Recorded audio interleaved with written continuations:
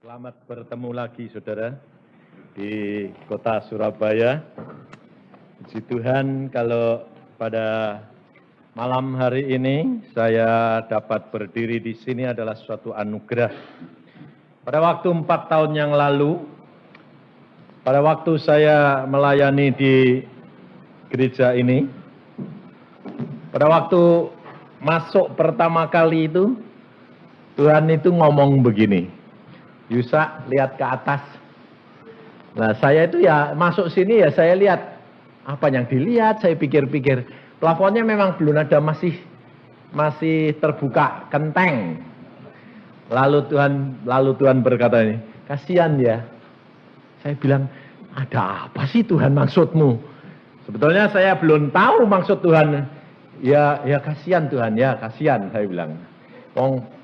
Plafonnya kok belum ada. Nah, setelah kebaktian selesai, lalu Tuhan mengatakan, kalau kasihan, ya bertindak. Oh ya, ngerti. Artinya seluruh persembahannya itu suruh kembaliin bikin plafon. Nah, jadi lalu saya Pak Pendeta di situ saya bilang, Pak Pendetanya mungkin kaget, kelihatan hamba Tuhan ini kok kasar. Sebab saya pada waktu mau dikasih persembahan, saya tanya dia, berapa jumlahnya? Kaget dia, saya yakin mesti pasti, ini hamba Tuhan pikirnya apa-apaan, ya toh? Pada waktu saya tanya, berapa jumlahnya? Ya 100.000, oke, ambil buat beli plafon. Jadi, kalau saya tanya, itu saya sudah diberi jatah oleh Tuhan. Berikan jumlah ini. Nah, jadi kalau saya tanya itu bukan karena saya tanya sedikit atau banyak. Bukan. Saya tanya karena Tuhan sudah memberikan jatah kepada saya. Harus kamu berikan segini. Saya tanya berapa. Kalau kurang, saya tambah. Itu. Jadi masalahnya itu bukan tanya itu berapa? Kalau kebanyakan jangan. Nah, kalau lebih oke. Kalau kurang harus ditambahin. Ini loh saudara. Hidup kekristenan ini jangan kita itu hidup cuma mau mencari kepuasan diri sendiri. Tetapi hidup kekristenan adalah menyenangkan hatinya Tuhan. Otomatis engkau dapat segala-galanya. Itu caranya Tuhan tuh begitu. Tapi kita orang Kristen tuh kerap kali tidak mau bayar. Taunya gini, minta terus. Bayar enggak? Nah, saya kerap kali ditanya, Pak Yusa, kalau khotbah kok bilang bayar? Bayarnya pakai apa? Lalu saya bilang, lah kamu mau bayar pakai apa? Saya bilang, apa pakai uang? Ah, salah, saya bilang. Uang termasuk salah satu, tapi bayarnya harus dengan waktu, ketekunan, kesetiaan, penyangkalan diri, dan apa yang kamu punya itu berikan untuk Tuhanmu. Walah, kok mahal ya? Iya. Sanggup enggak? Walah, kok mahal ya? Iya. Tapi bagaimana untuk dapat seperti anugerah seperti yang Pak Yusa alami? Mau bayar harganya enggak? Sanggup enggak? Nah ini masalahnya. Maka dari itu kerap kali orang Kristen itu cuma kepingin apa? Kepingin enak itu. Berkatnya mau, bayarnya enggak. Iya toh? Coba orang Kristen sampai sekarang masih sudah berubah belum? Pada waktu saudara belum menjadi orang Kristen, kalau beli barang, nawarin jelimet enggak? Apalagi ibu-ibu ini. Ambok 25 aja 10 rupiah aja, wah tok-tokan terus. Tapi kalau sudah jadi orang Kristen, masih tetap begitu enggak? Atau tambah lebih begitu? Karena kebiasaan minta gratis terus sama Tuhan. Jadi kalau ada barang gratisan, wah cepat-cepat. Padahal Alkitab berkata, beri, maka kamu akan diberi. Loh, kalau beri itu menjadi berkat atau malah menjadi beban? Berkat. Lah kalau berkat, belinya harus mahal atau murah?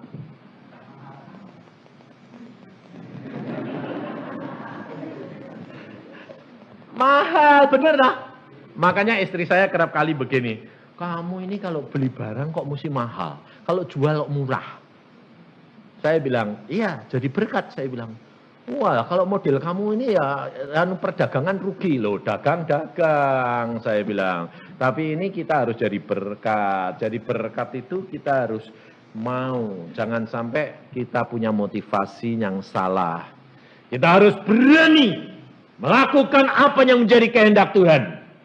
Pada tahun 88 ini saudara, saya bulan Januari, Februari itu saya tidak melayani. Kenapa?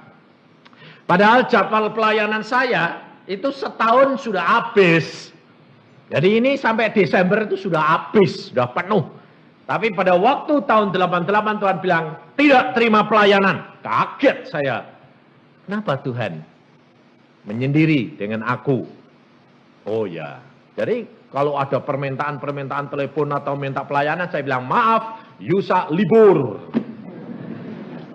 Lalu hamba Tuhan, wah ribut saudara, tahun apa? Ini hamba Tuhan kok ada model libur. Wong pelayanan sibuk ya kayak gini kok libur? Bukan libur, menyendiri dengan Tuhan. Apa terjadi saudara? Tuhan mengatakan, ngasingkan diri 40 hari bersama dengan aku. Tidak boleh kumpul dengan orang lain. Istrimu pun tidak boleh. Anak tidak boleh. Pembantu pun tidak boleh. Sama siapa? Sendiri dengan aku. Wah, ya oke deh Tuhan. Koran tidak boleh. TV tidak boleh. Hanya bawa Alkitab satu, lain tidak. Sama buku tulis, sama ballpoint. Oke. Lalu saya tanya, di mana Tuhan? Nanti aku tentukan. Nah, kira-kira kalau saudara sudah tahu gitu, mulai mikir enggak? Di mana ya kira-kira ya? Nah, kalau saudara mikir-mikir, enggak ketemu. Karena pikiran Tuhan bukan pikiranmu. Dia sudah menyediakan tempat yang paling indah. Dan berapa hari? 3 hari sebelumnya baru saya dapat. Yang menawari banyak.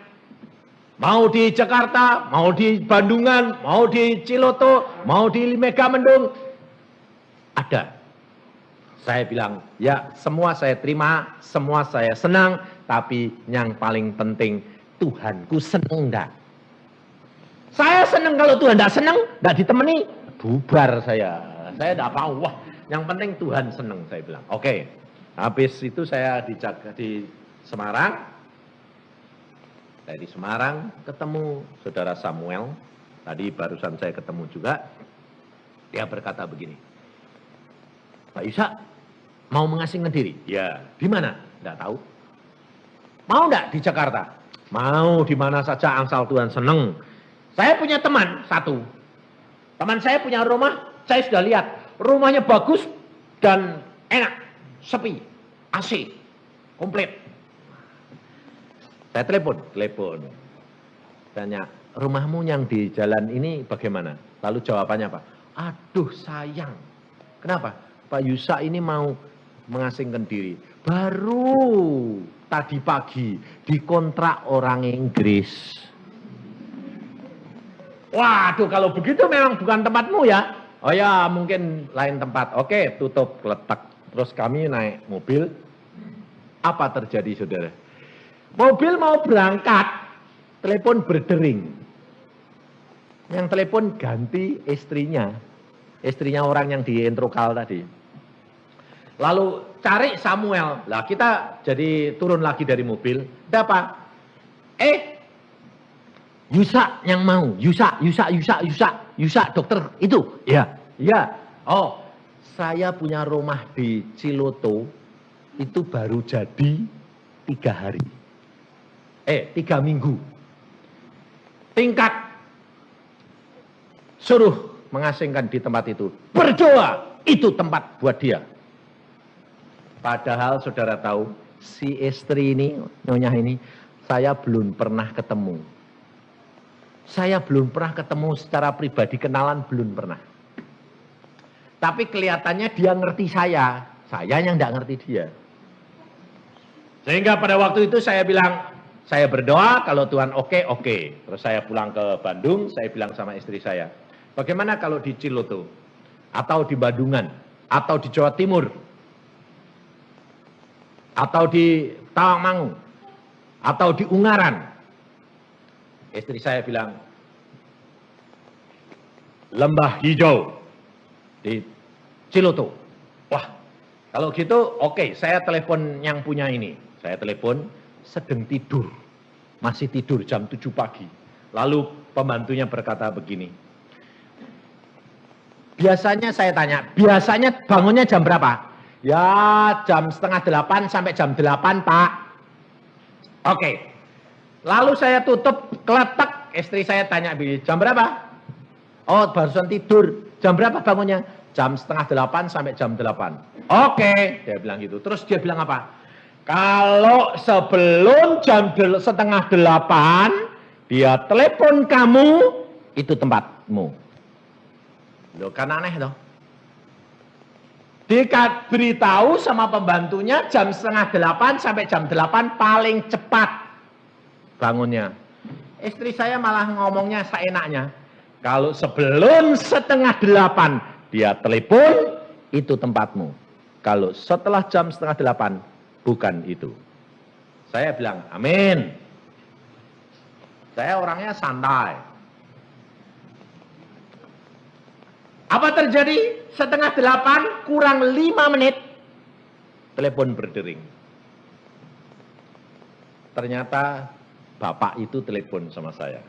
Halo, Pak Yusa. Ya. Tadi telepon saya. Ya. Kenapa Anda telepon jam setengah 8 kurang 5 menit? Saya tanya. Ya, biasanya saya itu kalau bangun ya setengah 8 lebih. Hari ini kok bisa pagi?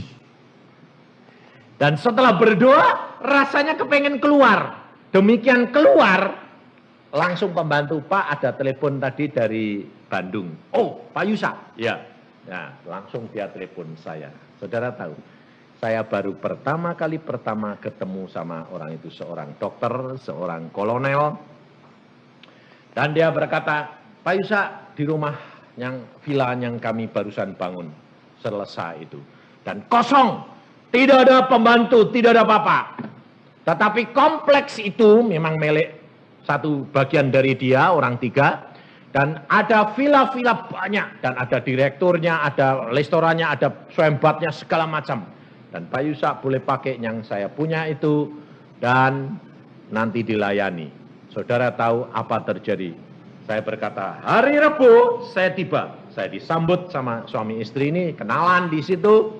Kemudian dia bilang, silahkan ini masuk. Wah, rumahnya bagus luar biasa. Kalau disewakan semalam 150.000. Saya boleh pakai 40 hari minimal. Mau lebih, oke. Saya bilang, sebulan, 2 bulan, 3 bulan, oke saja. Aneh enggak? Dan makan jam 6 tepat diantar. Komplit. Boleh pilih. Kemudian minumnya saja tidak boleh air biasa. Sampai saya kaget. Oh, minum tidak boleh air biasa. Aqua panas dingin. Saya sampai begini. Tuhan, Engkau ini kok sediakan segala-galanya bagiku. Anduk, spray semua tiap hari diganti baru. Persis pelayanan hotel. Sampai saya bilang, aduh kayak anak raja aja. Makannya komplit kayak di restoran gede. Saya sampai bilang, Tuhan siapakah hambamu ini kok sampai kayak disediakan segala-galanya. Tuhan berkata apa? Jikalau engkau menurut kepadaku dan engkau menyenangkan hatiku, raja-raja pun aku perintah untuk melayani engkau. Saya bilang, aduh tak taunya ini kacungnya Tuhan. Wah. Dilayani sampai seperti itu, saudara tahu. Saya bawa mobil ke sana. Yang nyetater mobil saya dan yang merawat mobil saya, direkturnya. Sampai saya bilang, Pak, mobil saya bagaimana? Oh, itu dirawat direktur, biar di starter dia, dipegang dia, dibersihkan. Bayangin, saya sampai melongo. Tapi ada tapinya. Kalau saudara dengar gitu kan seneng toh? Wah, kepengen toh? Mau toh?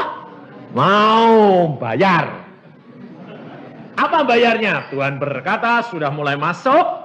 Makan 1 kali sehari, hanya boleh sehari, semalam boleh makan 1 kali.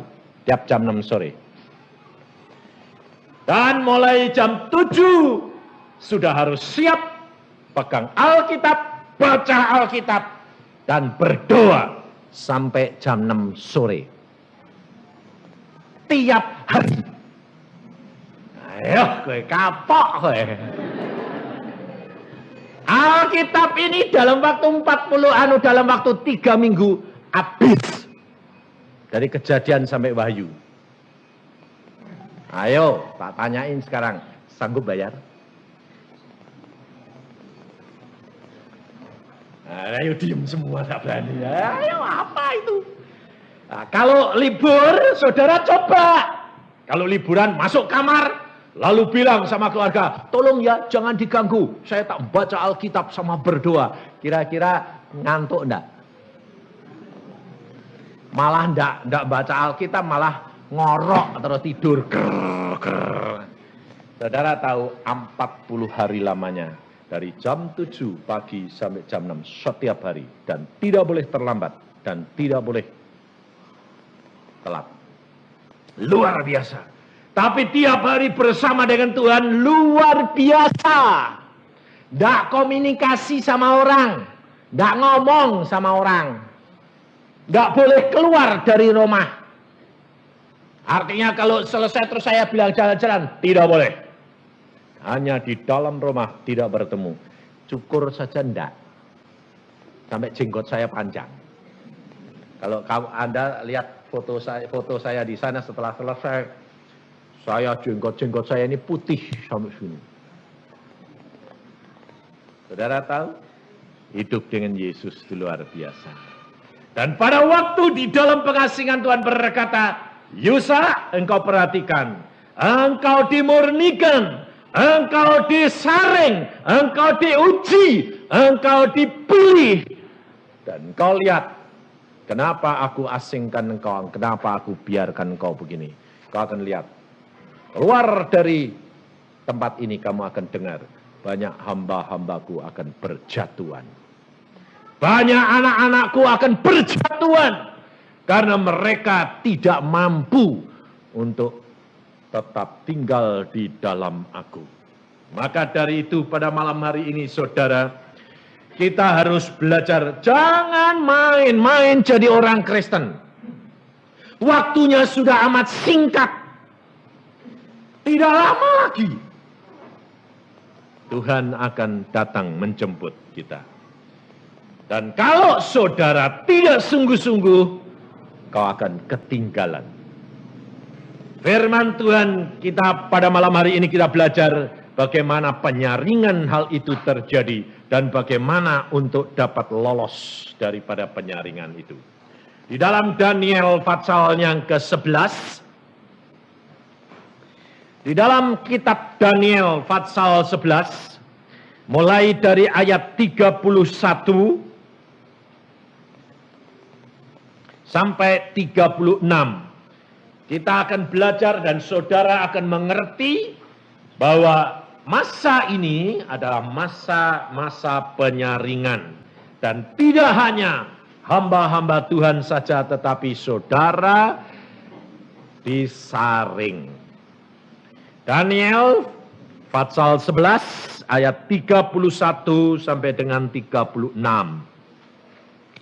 Firman Tuhan demikian, tentaranya akan muncul, mereka akan menajiskan tempat kudus, benteng itu menghapuskan korban sehari-hari dan menegakkan kekejian yang membinasakan.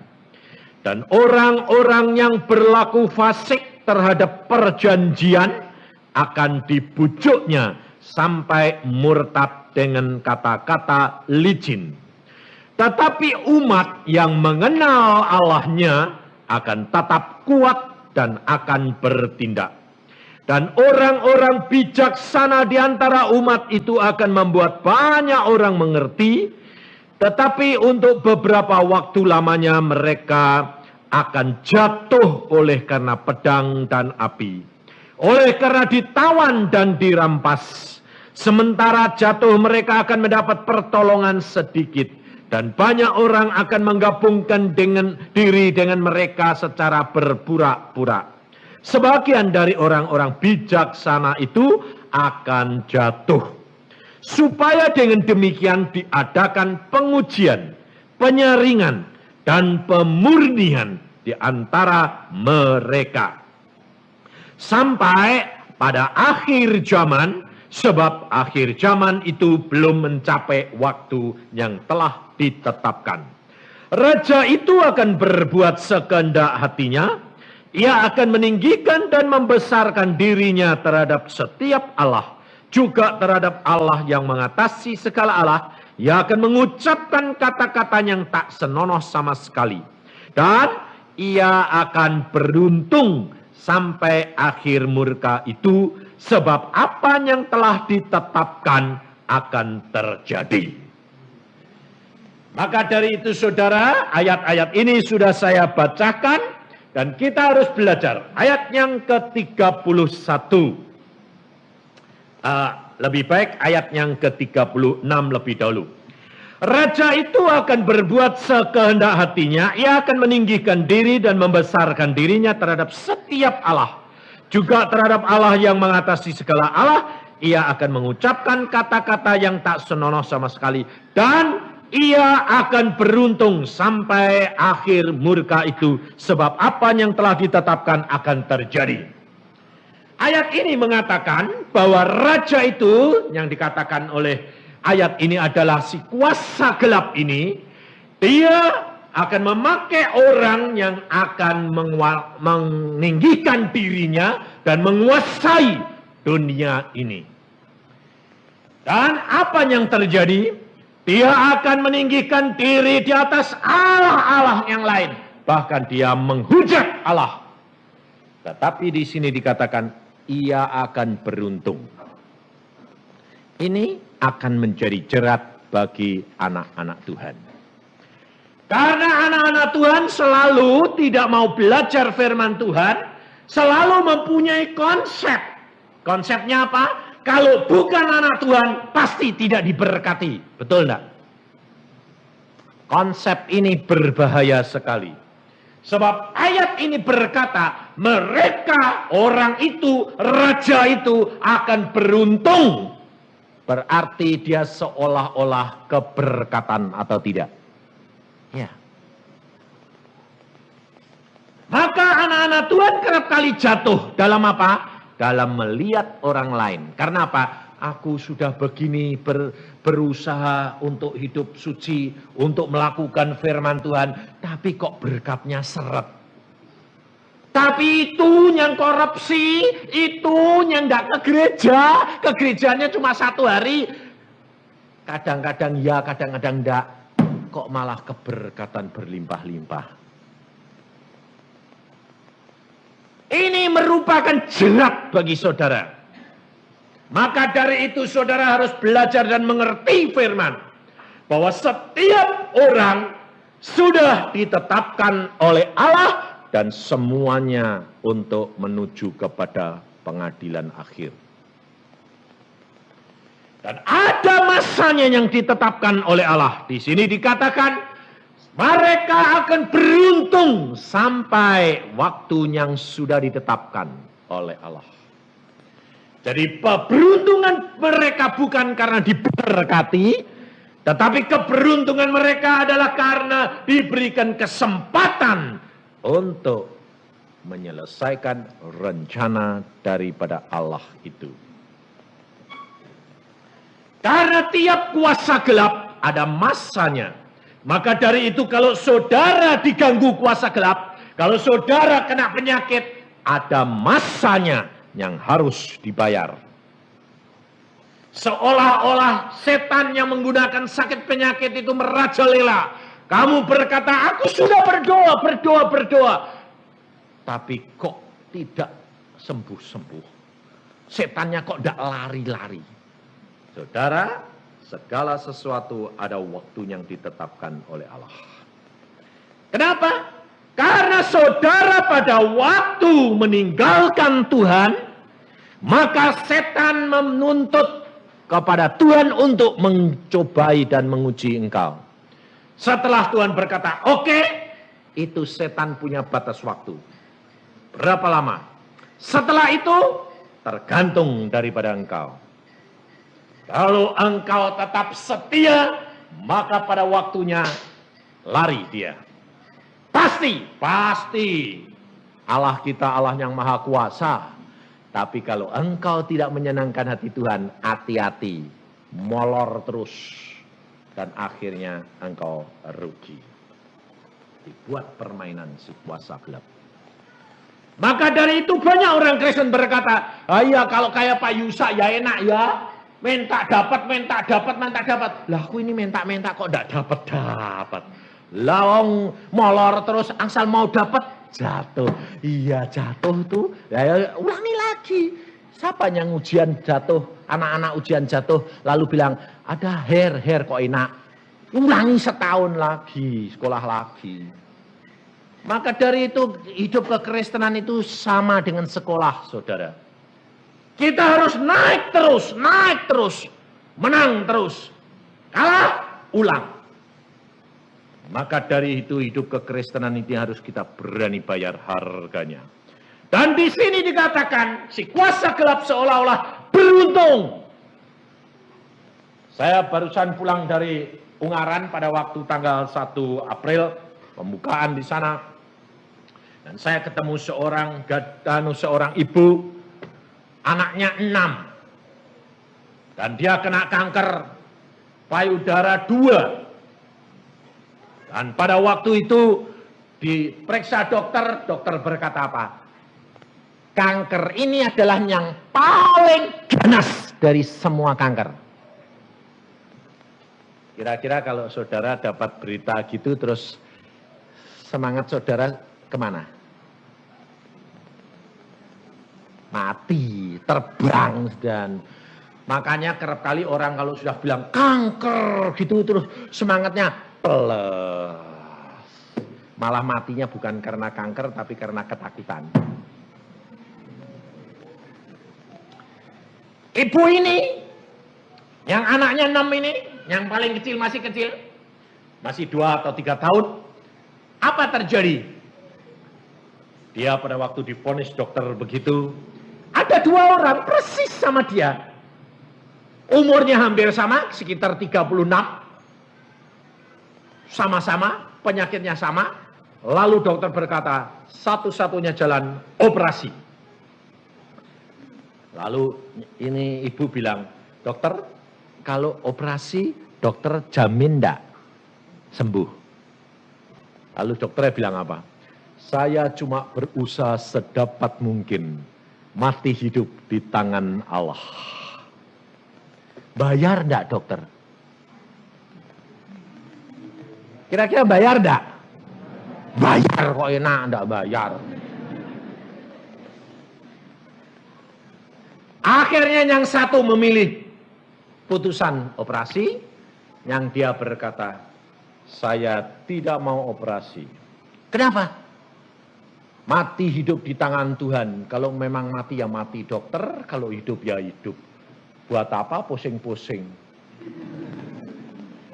Tapi kelihatannya bilang gitu, tapi hatinya takut. Pulang mikir. Akhirnya kankernya itu cekot. Sakit. Aduh, wah sakitnya kok begini. Lalu dia bilang sama suaminya, aduh aku enggak tahan lagi. Lalu tangannya lumpuh. Tangannya enggak bisa diangkat, sudah lumpuh. Akhirnya sudah kurang sebulan, dokternya bilang, no hope. Lalu akhirnya karena dia sudah tidak tahan, dia berkata sama anaknya, berkata begini, nak, cinta Tuhan ya, Mamah cuma tinggal sebulan. Dan ini tangan sudah tidak bisa digerakkan, sakitnya Papa Mamah juga sudah tidak tahan, cuma tinggal sebulan. Coba kamu pelihara adik-adikmu, ayahmu, jadilah anak-anak yang baik, nanti kita ketemu di Firdaus. Ngomong gitu tapi nangis terus. Setelah nangis terus, dia berdoa, lalu pada waktu saya di Jakarta, saya diundang ke sana, saya berdoa. Tiap pagi berdoa, tumpang tangan. Kalau harus pulang, pulang. Kalau sembuh, sembuh. Yang penting ucapkan syukur. Apakah setelah didoakan gitu terus dong malah sembuh? Kok enak? Ya tetap cekot-cekot. Terus akhirnya dia pergi ke Semarang, mau pergi kemana? Ke Getsemani. Dia masuk ke gua, guanya Getsemani kan dari batu. Lalu dia masuk di situ, dia sembayang. Sembayangnya itu karena sudah putus asa, sendirian, ngotot, biasanya gitu toh. Anda kalau enggak dikasih penyakit yang peot gitu, enggak ngotot toh? Iya. Harus bayang, terima kasih Tuhan. Bak, selesai. Tapi kalau sudah ngalami baru, waduh Tuhan. Tuhannya gembrong-gembrong terus. Apa Tuhan itu bisu, tuli apa anu. Ini loh, kerap kali gitu. Ini kok gitu. Wah, sampai akhirnya dia jatuh saking lemesi. Sembayangnya saking lemes sampai jatuh gelet ya. Saudara tahu apa terjadi? Gua tempat dia sembayang gempa. Wah, gempa, tanahnya rontok. Saking dia takutnya kalau batu ini lempengan itu ambrek, berekan gepeng. Padahal katanya mati untung, ya nah. Tapi nyatanya ada gempa. Oh, mati aku ini ketiban nih. Mau keluar, nggak bisa karena sudah lemes. Jadi tiduran, rontok. Oh, ini kalau aku kejatuhan lempengan batu segini 2 meter kali semeter ya, akan gepeng. Tuhan, malah ketakutan. Lalu dia bilang, Tuhan, terima kasih. Apapun terjadi aku rela. Lalu dia lihat sinar. Terang luar biasa. Syap. Dan dadanya kena jamah Yesus. Lalu apa terjadi? Gempa. Yang gempa bukan badannya, bahkan tempatnya lagi tapi badannya. Lalu dia bilang, loh, napasku kok enak. Dulunya sesek. Loh kok bisa? Lalu tangan diangkat. Loh, kok bisa? Wah, Tuhan jamah aku. Berangkang keluar. Wah, sembuh. Lalu ketemu temannya, dia bilang, waduh, aku sembuh. Aku dijamah Tuhan. Lalu temannya lihat dia capek seperti itu, kasih minum. Setelah minum segelas, apa terjadi? Mual luar biasa. Gandeng sama istri suaminya karena takut jatuh sempoyongan. Terus bawa ke kamar mandi, tumpah. Apa yang tumpah? Keluar. Kankernya keluar dua-dua. Keluar gelondongan dua-dua. Hah? Apa itu? Keluar dan sejak itu sembuh total. Luar biasa. Dan apa terjadi? Tanggal 1 April itu sudah divonis dokter 4 bulan, itu bulan yang kelima. Dan dia sembuh total. Temannya, dia pergi ke Semarang untuk pengucapan syukur di Getsemani. Dia dapat berita temannya yang dioperasi 4 bulan lebih sedikit meninggal dunia. Saudara tahu? Allahmu masih tetap sama dan tidak pernah berubah. Tetapi yang Allah kehendaki adalah penuh penyerahan. Yakin bahwa Allahmu tidak pernah berubah. Kalau engkau sudah berani mengambil satu keputusan, Kau harus pegang sampai akhir. Karena Allahmu itu menuntut kesetiaan daripadamu. Tapi kerap kali kita jatuh di final. Jatuh di tempat yang terakhir. Karena apa? Karena engkau tidak setia. Maka dari itu saudara, di sini rahasianya bagaimana engkau dapat bertahan untuk tidak jatuh. Di dalam ayat 31 dikatakan, tentaranya akan muncul, mereka akan menajiskan tempat kudus, benteng itu, menghapuskan korban sehari-hari, dan menegakkan kekejian yang membinasakan. Kalau engkau mau rahasia kemenangannya adalah apa? Mengapa kuasa gelap itu menghapuskan korban sehari-hari? Karena ini rahasia keberhasilan orang-orang Kristen. Bahwa Yesus menghendaki engkau dan saya setiap hari mengadakan korban mezbah dirimu untuk menyembah kepada Dia setiap hari. Menghadap kepada Tuhan, memberikan korban kepada Tuhan, bukan setiap minggu sekali, tetapi setiap hari. Dirimu, hadapkan, korbankan dirimu kepada Yesus. Tetapi kerap kali orang Kristen kalau saya katakan, saudara tiap hari harus menghadap kepada Tuhan. Membuat mezbah untuk Tuhan.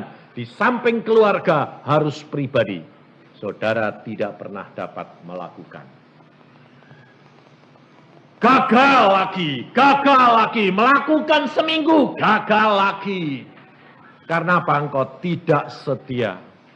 Iblis tahu ini rahasia keberhasilan orang Kristen. Keberhasilan anak-anak Tuhan adalah setiap hari menghadap kepada Tuhan dan mempersembahkan dirinya untuk kemuliaan Dia. Dan iblis paling takut, saudara tahu. Maka dari itu ini rahasianya. Dan di sini dikatakan, orang-orang yang berlaku fasik terhadap perjanjian akan dibujuknya sampai murtad dengan kata-kata licin. Kitab Injil ini disebut kitab perjanjian. Jadi kalau saudara tidak setia terhadap kitab perjanjian antara engkau dengan Allah, engkau dikatakan orang fasik. Maka dari itu baca firman Tuhan. Karena kitab ini kitab perjanjian antara engkau dan Allah. Dan kalau engkau setia, engkau akan tertolong dan tidak akan jatuh. Ini jaminan, saudara. Tetapi di sini dikatakan bahwa mereka akan dibujuk dengan kata-kata licin. Karena tidak setia dengan perjanjian antara kamu dan Allah. Tetapi umat, di sini dikatakan, tetapi umat yang mengenal Allahnya akan tetap kuat dan akan bertindak. Maka dari itu saudara, saya selalu di dalam pembawaan firman selalu saya katakan, kenali Allahmu, kenali Allahmu, kenali Allahmu. Tanpa engkau mengenal Allahmu dengan sungguh-sungguh, kau tidak akan mampu. Tetapi jika engkau mengenal Allahmu yang sungguh, engkau tidak terombang-ambing. Engkau tidak takut akan siapa yang mengajar kamu. Sebab masa-masa ini banyak hamba-hamba Tuhan akan berjatuhan. Kalau engkau dengar firman Tuhan melalui hamba Tuhan yang sedang jatuh, kau akan terombang-ambing. Kenapa? Karena dia sendiri jatuh. Bagaimana bisa menjadi berkat orang lain? Karena komunikasinya dia dengan Tuhan mulai renggang. Banyak. Tuhan sudah ngomong sama saya. Pada waktu saya di pengasingan. Kau lihat. Nanti kamu dengar banyak hambaku akan jatuh. Dan saya sudah lihat. Beberapa hamba Tuhan jatuh. Tidak di luar negeri. Di dalam negeri. Jatuh. Hamba-hamba tidak hanya yang laki. Yang perempuan juga jatuh. Hamba Tuhan punya penglihatan, punya nubuatan, dipakai Tuhan luar biasa, jatuh. Bayangin. Waduh, saya lihat Tuhan jatuh. Jatuh dalam perkara apa? Seks. Seorang ibu, bukan gadis. Sudah ibu-ibu. Jatuh. Sampai saya bilang, Tuhan, ini hambamu yang kau pakai tok jatuh juga. Bayangin. Nah, saya diceritain enggak kaget. Kaget sampai mata saya bunder. Bundernya itu sampai long-long. Lalu cerita kok gini. Hamba Tuhan itu pulang dari luar kota. Karena setelah berdoa untuk seseorang, lalu diantar suaminya. Suami anak yang suami ibu ini yang diduakan, dia pulang. Tak mau pulang ke rumah. Ini karena masih malam, saya tidur di tempat rumah bapak saja. Nah, pikirnya ya, oh ya malam-malam nanti tidak ada yang bukai. Iya sudah, tidur, kasih kamar sendiri, dia kamar sendiri. Keluar dari kamar mandi, cuma pakai anduk, bingung.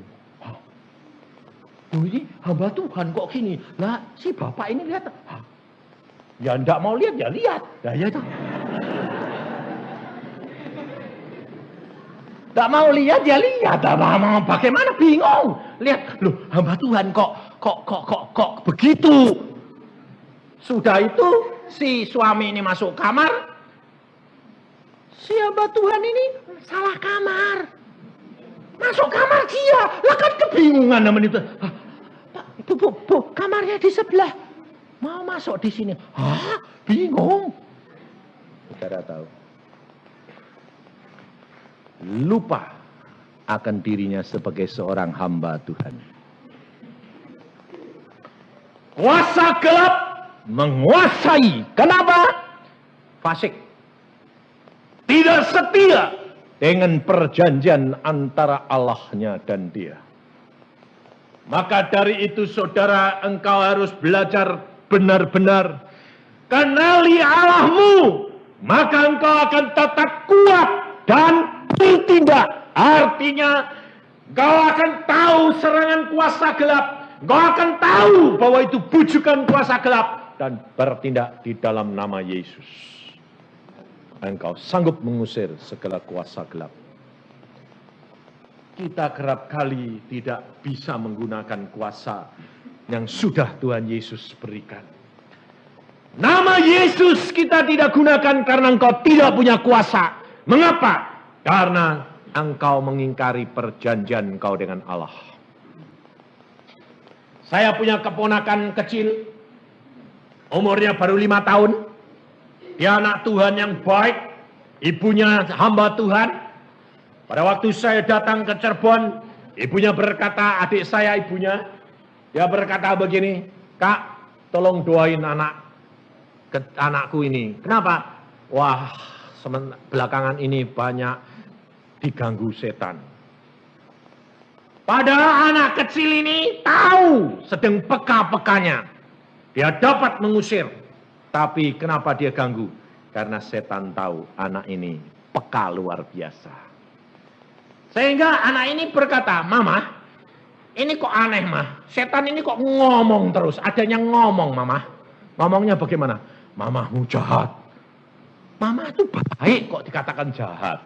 Itu pasti bukan Tuhan. Itu pasti setan.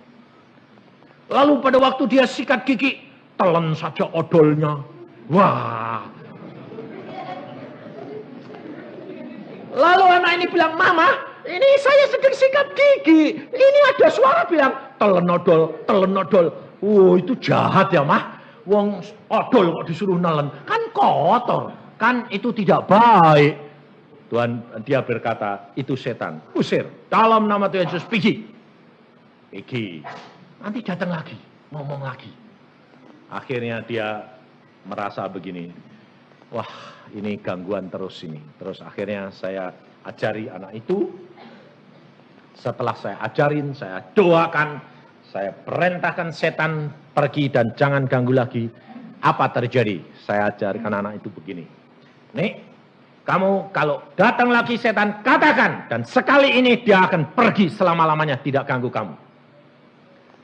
Bagaimana, Om? setan, dalam nama Tuhan Yesus, aku tidak suka sama kamu. Kamu pergi. Dan mulai saat ini jangan ganggu aku. Gitu ya. Ya. Nah, dia pada waktu main sepedaan gitu, setannya itu di garasi ngomong, sini, main sama saya. Lalu ini anak tahu, lalu ngomong sama ibunya, mama, itu mah di sana manggil saya untuk jak main. Nah, terus kamu sudah diajari, ya. Dalam nama Tuhan Yesus, setan, aku tidak suka kamu. Dan mulai saat ini kamu tidak boleh ganggu aku. Pergi dan jangan kembali. Loh mah, tak katain gitu kok setannya ketawa. Ketawanya gini, hahaha luar biasa. Lalu bilang apa? Kamu kecil-kecil, pinter ya.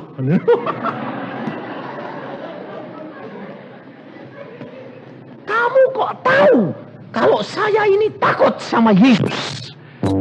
Ya, karena kamu sekarang sudah pinter dan tahu aku takut Yesus, aku pergi dan tidak mau ganggu kamu lagi. Dia pergi, lalu dia anak ini bilang, takut sama Yesus. Saudara tahu, kalau anak yang kecil itu sampai sekarang dia tidak diganggu setan lagi. Kalau anak yang kecil itu dapat mempunyai kuasa, saudara orang yang tua tidak punya, karena perjanjian Allah engkau ingkari. Ini hidup kekristenan. Saudara harus lakukan, saudara harus praktekkan. Karena apa? Jangan pandang akan pemimpin-pemimpinmu. Ayat 33 dikatakan, dan orang-orang bijaksana di antara umat itu akan membuat banyak orang mengerti. Berarti ini orang bijaksana adalah orang-orang yang menjadi pemimpin saudara dan saya. Tetapi untuk beberapa waktu lamanya mereka akan jatuh oleh karena pedang dan api, oleh karena ditawan dan dirampas. Saudara dan saya akan melihat hamba-hamba Tuhan, pemimpin-pemimpin itu akan pada jatuh. Karena api, karena ditawan, karena penderitaan. Maka dari itu saudara harus sadar. Jangan tergantung manusia yang lain. Orang lain boleh jatuh, jangan kamu. Coba, kalau Yusa jatuh masuk neraka, kamu mau ikut? Hah? Enggak toh? Tapi terus terang, jikalau gembalanya di sini jatuh, kamu mau datang ke gereja lagi? Ayo, bilang apa? Jangan ke gereja itu gembalanya jatuh. Betul loh? Hah? Nah itu kamu tergantung gembalanya atau tergantung Yesus? Hati-hati saudara. Gembalanya boleh jatuh, pemimpin boleh jatuh, tapi engkau tidak akan jatuh. Ke surga tidak gendeng-gendengan. Kalau ke neraka, itu tarik-tarian. Sebab apa? Ke neraka itu rombongan, ke surga itu sendiri-sendiri. Ya dah, pintunya sempit, jalannya sempit. Kalau ke neraka jalannya lebar, gandeng-gandengan rame-rame. Maka dari itu saudara itu tidak perlu takut. Jangan ikut-ikutan, jalan sendiri. Maka engkau akan diselamatkan karena sudah dikatakan di sini. Mereka akan jatuh karena dirampas, karena ditawan, karena api pencobaan. Mereka tidak kuat. Dan 3 perkara selalu hamba Tuhan jatuh. Perkara uang, perkara kesombongan, nama, dan perkara seks. Semua jatuhnya selalu 3 perkara. Maka saya minta jaminan dari Tuhan dari 3 perkara ini. Dan saya dijamin Yesus luar biasa. Saya berkata, Tuhan, kalau engkau tidak jamin aku, tidak engkau berikan jalan kepadaku untuk mengatasi 3 perkara ini, aku tidak mau menjadi hambamu. Karena aku tahu, aku lemah. Siapa manusia yang tidak lemah dalam 3 perkara ini? Semua manusia sama, saudara. Tapi Allah memberikan jalan keluar. Allah memberikan jaminan. Maka dari itu kita harus taat akan perjanjian. Artinya kita harus taat terhadap firman Allah. Untuk melakukan kehendak Dia. Kau akan kuat dan bertindak karena punya kuasa di dalam Dia. Ayat 34, sementara jatuh, mereka akan mendapat pertolongan sedikit. Kalau kau lihat hamba-hamba Tuhan jatuh, engkau berdoa. Di dalam doamu akan menolong mereka. Meskipun pertolongan itu cuma sedikit. Tetapi dikatakan di sini dan banyak orang akan menggabungkan diri kepada mereka secara pura-pura. Kalau sudah hamba Tuhan itu bertobat, semua lalu mulai ikut. Tetapi pura-pura artinya tidak sungguh-sungguh. Dan mereka akan jatuh kembali. Sementara dan kepada mereka secara pura-pura sebagian dari orang bijaksana itu akan jatuh. Supaya dengan demikian diadakan pengujian, penyaringan, dan pemurnian di antara mereka. Saudara, kita sedang disaring. Kita sedang dimasukkan dalam api ujian. Kita sedang dimurnikan. Kalau engkau tidak mau membayar harganya, kalau engkau tidak mau tiap hari kamu menyediakan dirimu untuk mempersembahkan, dan korban ini adalah penyangkalan diri, engkau tidak akan kuat, engkau tidak akan mampu. Tanpa Yesus, engkau tidak akan sanggup lakukan segala perkara. Pada waktu saya di dalam pengasingan, apa terjadi, saudara? Dari hari ke hari, suasana dan situasinya berbeda. Kalau tidak akan mampu. Mesti ngantuk, mesti bosen. Karena setiap hari cuma megang Alkitab. Tapi dengan Allah tidak pernah ngantuk. Sehari-hari tidak pernah bisa tidur saya. Baca Alkitab sembahyang. Kalau sudah beberapa hari tidak ditemui Tuhan, rasanya itu, saudara, saya bilang begini, Tuhan, aku menantikan Engkau, orang rindu. Kok tidak datang-datang sih Tuhan.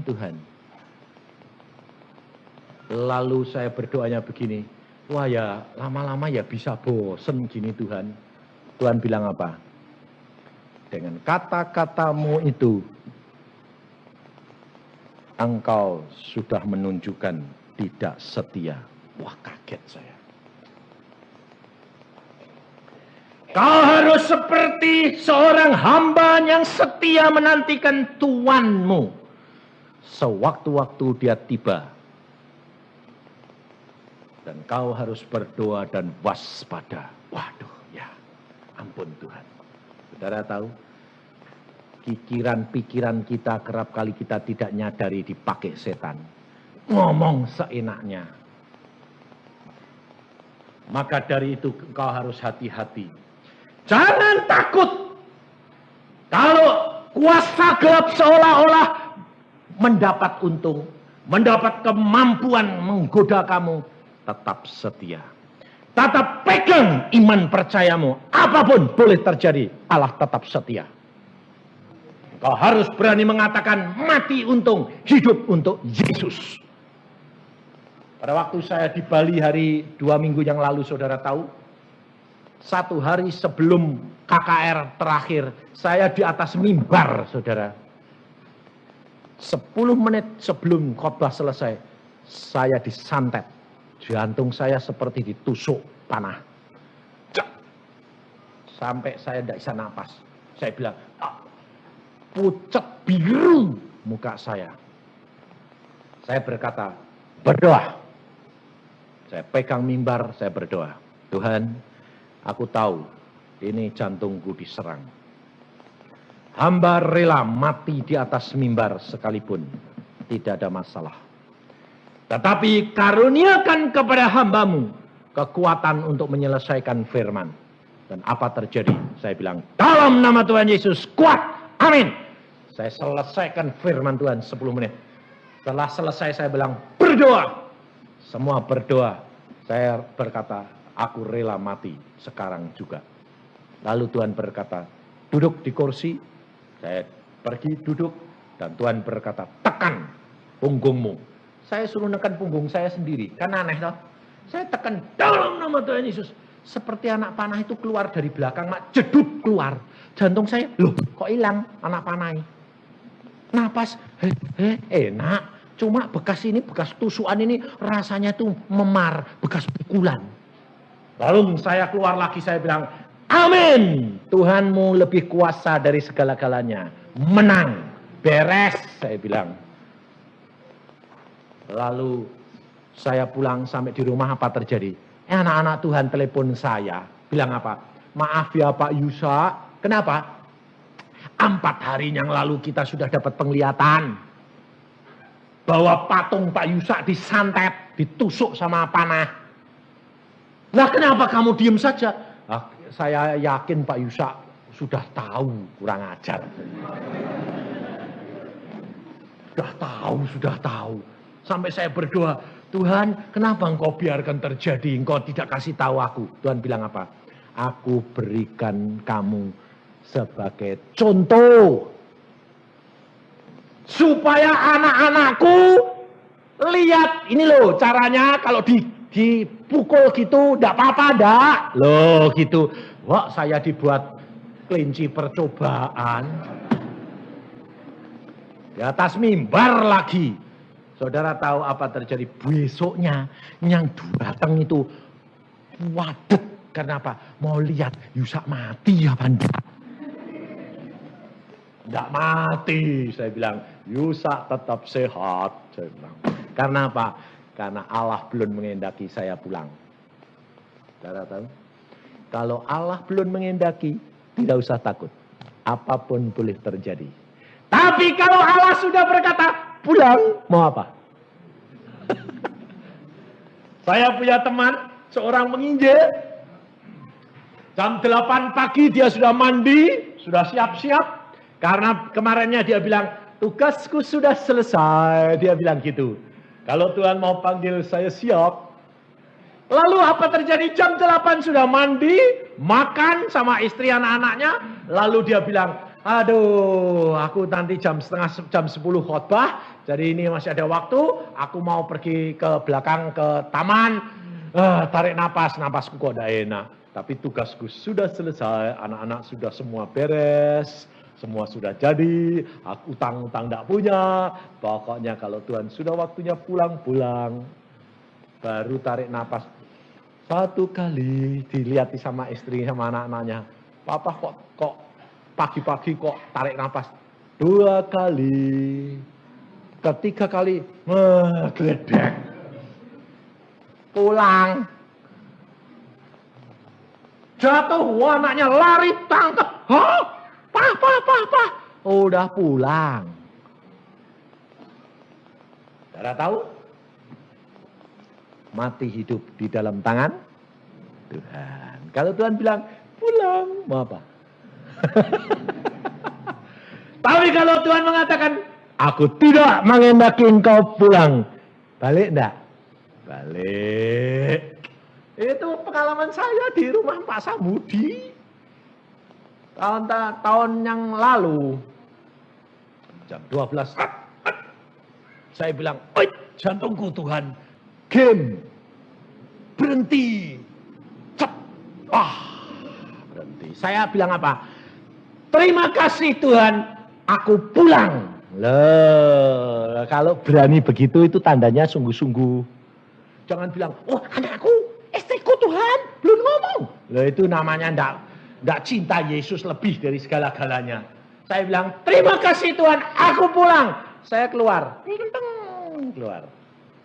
Makanya saya bilang, orang mati itu kok enak. Cuma keluar tok, lutang. Oh. Terus lihat saya, tubuh saya keluar, game. Terus saya menengadah ke atas. Saya berkata, Tuhan, aku pulang. Langit terbuka. Saya lihat Tuhan duduk di tahtanya. Saya bilang, Tuhan, aku pulang. Tuhan berkata, kamu tidak boleh naik ke tempatku. Jantungku, aku sanggup hidupkan kamu kembali. Aku pengen pulang. Tugasmu belum selesai. Selesaikan dulu. Oke. Dia cuma lempar satu sinar. Masuk ke jantung saya. Tambah lama tambah besar. Jalan. Tuhan bilang, masuk. Geluntang masuk lagi. Bangun saya bilang, beres. Ya sudahlah. Belum pulang. Tidur lagi saya. Nggak pusing. 5:30 pagi istri saya entrokal dari Bandung. Dia berkata, ada apa tadi malam? Kenapa kamu tinggalkan aku? Saya bilang, memang aku sudah tinggalkan kamu. Tapi Tuhan berkata, belum waktunya.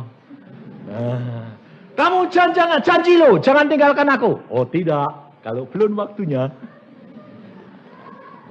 Saudara tahu? Dia tahu, istri saya tahu. Tahu persis pada waktu saya di Bali, dia tahu. Istri saya bilang, ada apa dengan kamu di Bali hari Selasa? Aku hampir mati di atas mimbar. Jelas toh. Saya bilang sama anak saya Daniel, Dan, sembahyang buat papa. Daniel berkata, enggak apa-apa mah, tapi Daniel sudah tahu, papa diserang. Enggak apa-apa, tapi sakit sih sakit, tapi enggak apa-apa kok pak. Saudara tahu? Hidup dengan Yesus itu luar biasa. Tidak usah takut. Apapun terjadi, ucapkan syukur. Mati untung, hidup untuk